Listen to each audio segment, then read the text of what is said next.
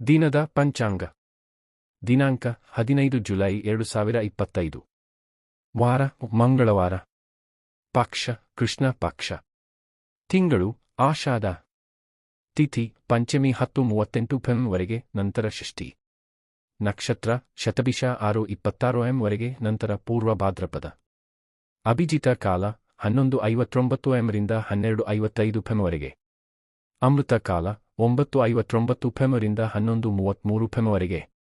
J 3:54 pm 85:37 pm. 9 m 8:10:44 am. 12:27 pm 82:10 pm.